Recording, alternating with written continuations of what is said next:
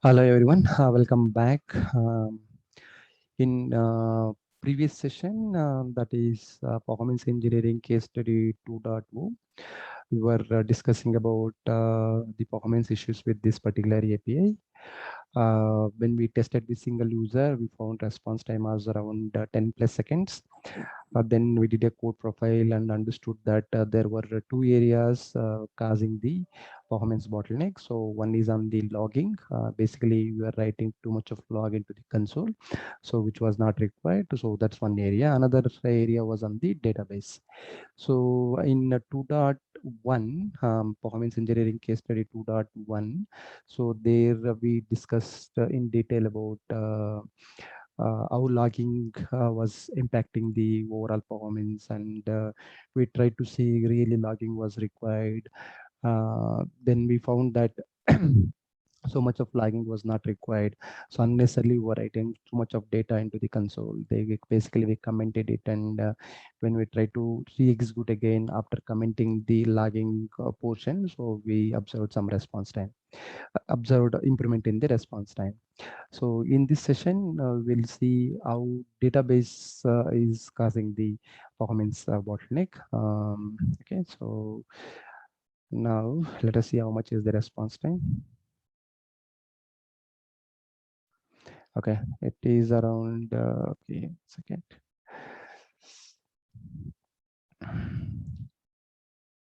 Yeah, it is around 5 seconds now. Okay, we have a Glow root. Basically, this is the open source APM tool. So basically, this gives us the SQL queries that gets executed on the JVM as well. Okay, so this is the API which we are discussing about, and okay, you can see this is the query. Okay, so what we can do, we can try to capture between 640 to 645. Okay, 645 otherwise. Okay, 642. Okay, 655 otherwise. 655. Okay, so okay, yeah. So 640 to 655. Okay, 6 times this query has been executed. Okay, for this particular API, and if I trigger this API again, I think this number should go up by 1. So let us see how much, how many times this API SQL got executed. So yeah, it executed only once. Okay, 1 second. Let us take only 655 to. Okay, we don't want all the samples. Okay, we can also take 659. Okay, okay, there are only 2 samples now. Okay, if I execute again, so the number of samples should go up by 1. Okay, yeah, execution is completed and it is 3. Okay, now if I see this is the SQL, there's only one SQL got executed for this particular API. Okay, so and for each execution of the API, there is only one SQL execution, only one iteration of SQL execution is happening.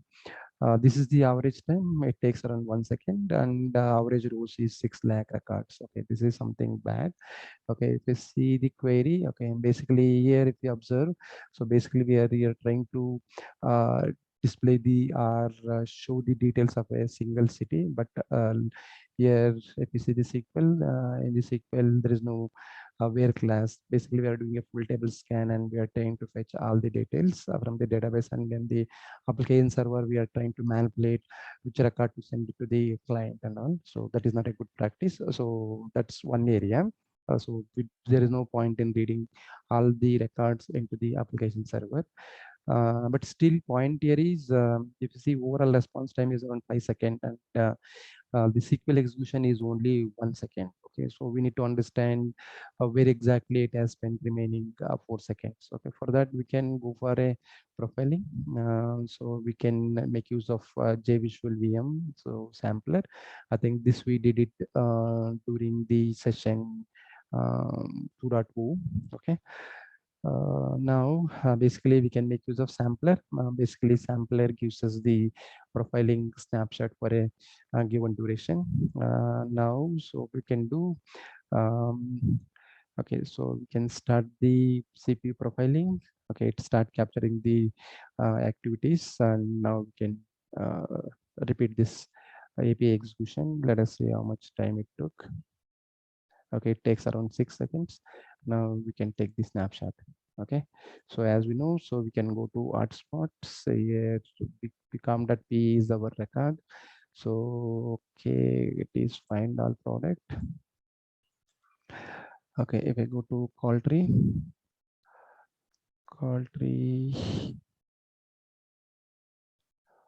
okay, list out products. Okay, here again.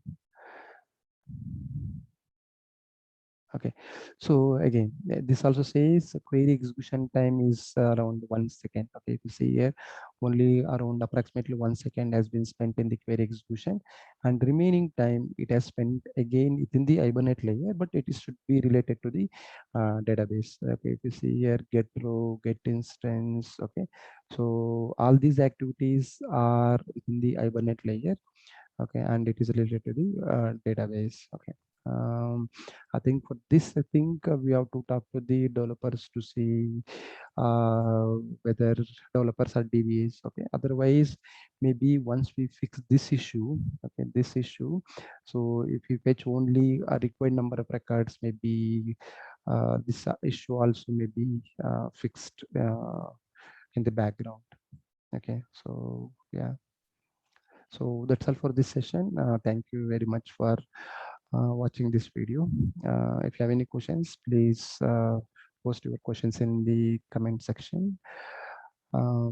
Yeah, we'll continue with other performance and scalability issues caused by different root causes. Okay, so now this for now root cause is basically on the SQL, so it is a full table scan. Okay, thank you very much.